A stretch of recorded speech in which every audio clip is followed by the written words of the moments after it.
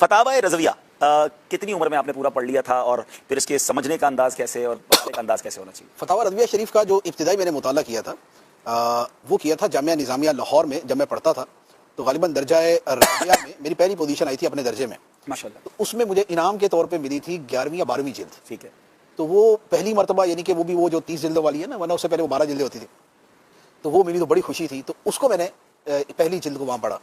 پھر next year مجھے دوسری پھر پوزیشن آئی تو پھر اگلی جلد ملی، تو پھر اس کا مطالعہ کیا. تو یہ 12ویں 13ویں یا 13ویں 14ویں جلد تھی، 12ویں 13ویں تھی.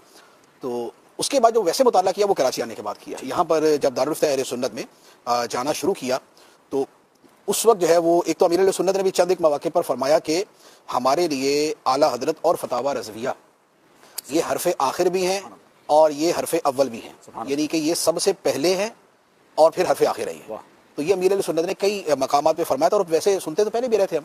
تو اس وقت پھر اس کا جو ہے وہ میں نے مطالعہ شروع کیا. اور پھر چونکہ دارالفتہ میں بیٹھنا تھا، فتاوی لکھنے تھے، اور یہ ذہن میں تھا کہ ہم نے اپنی زندگی میں جو مفتیان کرام کو دیکھا، جن جن جامعات کے اندر میں پڑھتا رہا اپنے اہل سنت کے، ان سب میں میں نے 3 جیسے جامعات میں پڑھا تو تینوں جگہ ہمارے اساتذہ میں وہاں کے مفتی صاحب ہی ہوتے تھے.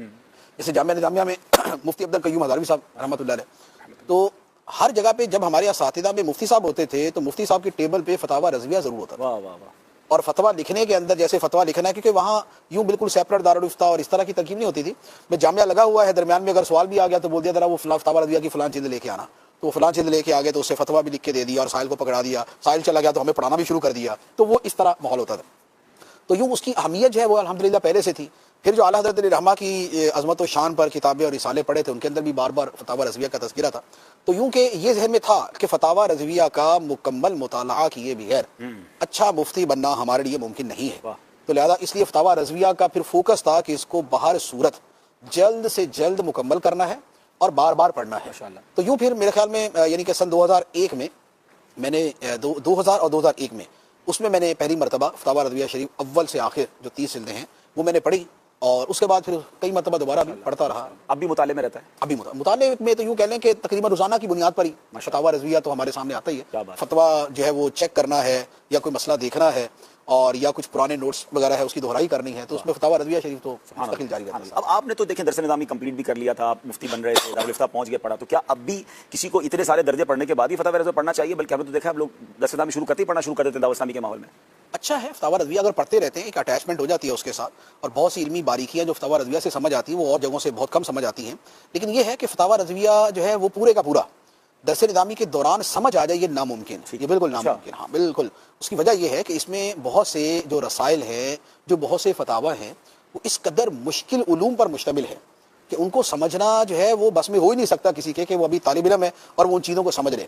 ایون کہ جو طہارت کے مسائل ہیں، جو نماز کے اوقات کے مسائل ہیں، جو خود نماز کے مسائل ہیں، جو جماعت کے مسائل ہیں، اور اسی طرح پھر آگے جو ہے وہ کفن دفن کے احکام کے اندر، پھر حج کے اندر، انہی میں اس قدر علمی، اس قدر دقیق اور باریک علوم پر مشتمل فتاوی اور کتابیں ہیں کہ اس کو یوں تو پڑھ سکتے ہیں کہ اس جلد کے آسان فتوے پڑھ لیے، اس میں آسان چیزیں پڑھ لی، اور جو مشکل والے ہیں وہ چھوڑ دیے. لیکن کوئی اس کو پڑھنے بیٹھ جائے گا نا تو شاید وہ ہمت ہی ہار دے، یار یہ تو ایک لفظ نہیں سمجھ آ رہا مجھے.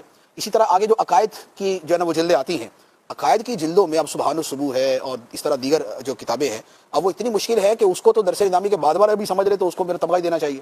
یعنی وہ تو اس کے بعد بھی بڑے لمبے عرصے تک ایکسپرٹی اور علم الکلام کی مہارت کے بعد سمجھ سکتا ہے. پھر اس کے بعد فتاوی رضویہ کی آخری جلدوں میں وہاں پر جا کے پھر یہ فلسفے کے اور عقائد کے کچھ رسائل ہیں، ان کو سمجھنا آسان نہیں ہے. اسی طرح 21ویں جلد کے بعد سے وہ حظر و اباحت یعنی حلال و حرام کے مسائل پر کتابیں، اس میں بالکل عام سے مسائل پر اعلیٰ حضرت کی تحقیق اس قدر جو ہے وہ دقیق ہے، اس قدر جو ہے نا وہ پیچیدہ ہے کہ اس کو یوں سمجھنا جو ہے وہ آسان نہیں ہے. تو کہہ لیں کہ درس نظامی کے دوران یا درس نظامی سے ہٹ کر اگر کوئی پڑھنا چاہے تو وہ سلیکٹیو اسٹڈی کر سکتا ہے، کہ وہ پڑھنا شروع کرے، آسان لگے تو پڑھ لے، مشکل لگے تو آگے بڑھ جائے، یہ کر سکتا ہے. لیکن یہ اگر کوئی التزام کر لے کہ نہیں میں پورا ہی پڑھوں گا اور سمجھ کے پڑھوں گا، تو پھر وہ اس کی قرات کر سکتا ہے کہ الفاظ پڑھ کے گزر جائے، سمجھ میں آنے. اب اگر یہ تو آپ نے لیا تھا کہ فتاوی رضویہ پڑھنے کا اگر عادت بنانی ہو تو کہاں سے شروع کیا جائے؟